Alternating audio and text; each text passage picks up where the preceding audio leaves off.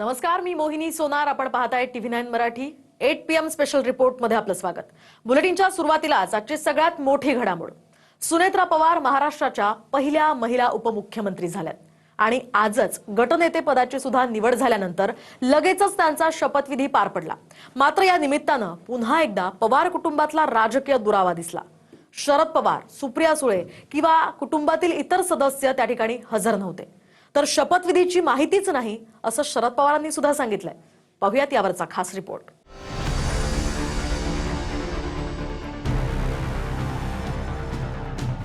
सुनेत्रा पवार महाराष्ट्राच्या पहिल्या उपमुख्यमंत्री झाल्या. अजित पवारांच्या उत्तराधिकारी म्हणून सुनेत्रा पवारांनी उपमुख्यमंत्री पदाची शपथ घेतली.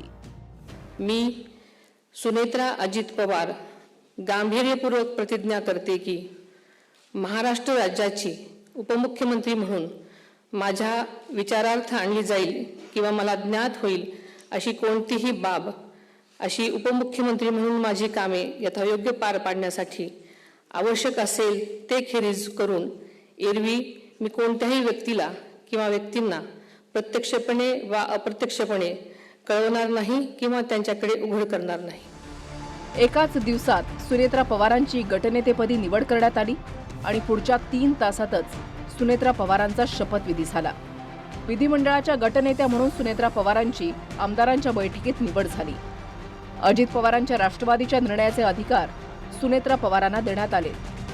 छगन भुजबळांनी सुनेत्रा पवारांच्या गटनेते पदाचा प्रस्ताव मांडला.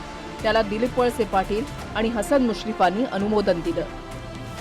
ज्या दिवशी अजित पवारांच्या अस्थींचं विसर्जन झालं त्याच दिवशी रातोरात सुनेत्रा पवार बारामतीहून मुंबईत दाखल झाल्या. एकीकडे सुनेत्रा पवारांची नेता निवड आणि उपमुख्यमंत्री पदाची शपथ घेण्याची तयारी सुरू होती, तर तिकडे बारामतीत शरद पवारांनी पत्रकार परिषद घेऊन एका वाक्यात भूकंप आणला. सुनेत्रा पवारांच्या उपमुख्यमंत्री पदाच्या शपथ घेण्यासंदर्भात आपल्याला माहिती नाही किंवा सांगण्यात आलेलं नाही असं शरद पवारांनी सांगितलं. साहेब, आज शपथविधी होत आहे. शपथविधीला पवार कुटुंबियांपैकी कोण कोण असणार आहे? साहेब, आपण उपस्थित राहणार अशी बातमी येत आहे. आपण जाणार आहात?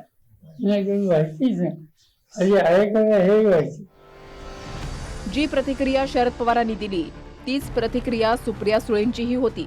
सुप्रिया सुळे काठेवाडीत अजित पवारांच्या आईच्या भेटीसाठी आल्या. काकीची भेट घेऊन सुप्रिया सुळेंनी बजेटसाठी आपण दिल्लीला जात असल्याचं सांगितलं. माझी उद्या देशाचं बजेट आहे. आणि मी राष्ट्रवादी काँग्रेस पक्षाची फ्लोअर लीडर असल्यामुळे मला जायला लागते. म्हणून मी आशा काकींना भेटायला आले होते. मी आशा काकींशी बोलले आणि आता मी दिल्लीला पुण्याला चालले गाडीने आणि तिथून मी दिल्लीला. कसलं नाही, मला काही यातलं काही माहिती नाही.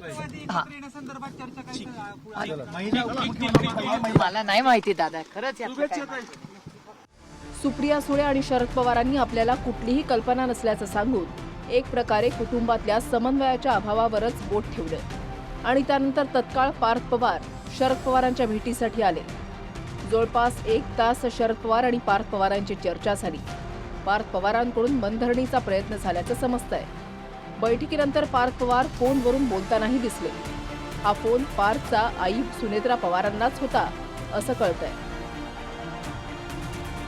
अजित पवार अचानक निघून जाताच शरद पवार, सुप्रिया सुळेंसह संपूर्ण पवार कुटुंब एक आलं होतं. पण दादांच्या जाण्याच्या 4थ्याच दिवशी सुनेत्रा पवारांचा शपथविधी झाला. मात्र शपथविधीला शरद पवार, सुप्रिया सुळे किंवा पवार कुटुंबियांपैकी कुणीच उपस्थित नव्हतं. माहितीच देण्यात आली नाही असं शरद पवार म्हणाले. त्यामुळे माहितीच नाही तर हजर राहण्याचा विषयच नाही असा त्याचा अर्थ होतो. शपथविधीवेळी जय पवार उपस्थित होते, पण पार्थ पवारही उपस्थित नव्हते. आपण जाणार आहात?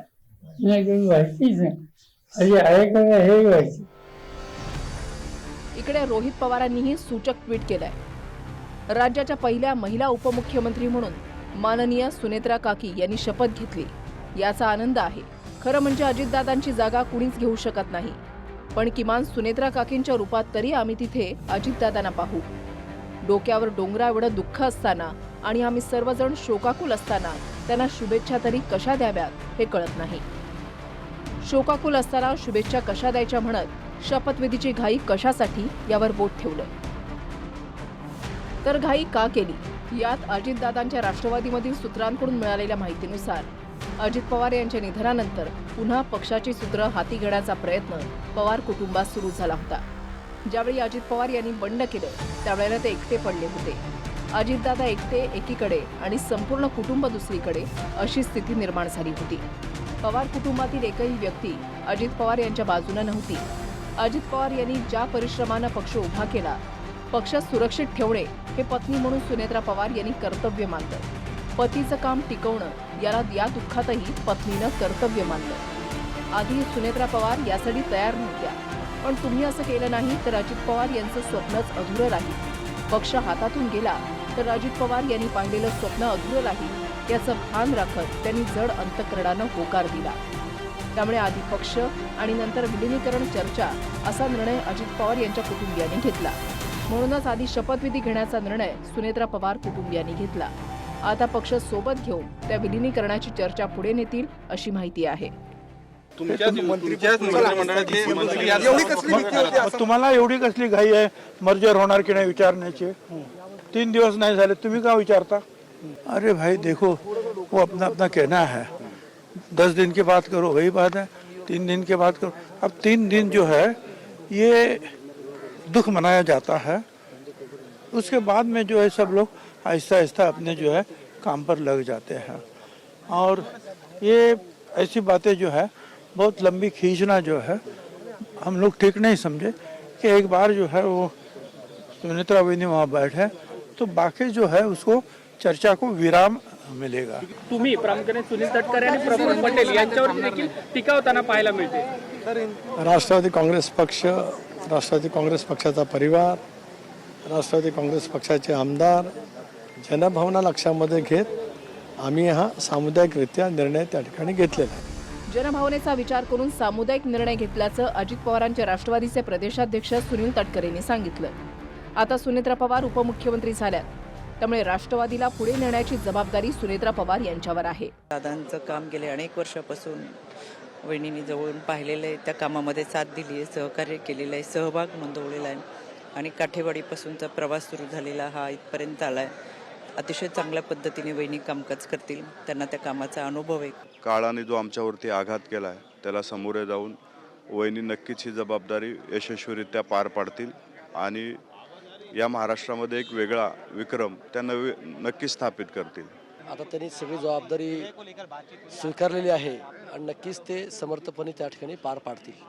वहिनींना कौटुंबिक वारसा तर आहेच आणि पुन्हा दादांच्या सोबत त्यांनी काम केलेलं आहे.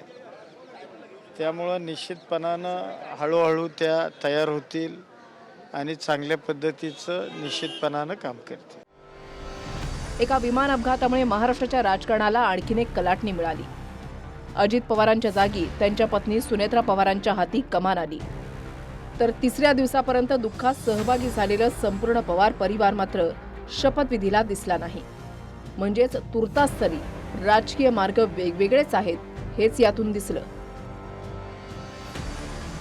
Bureau report, TV9 Marathi, Mumbai.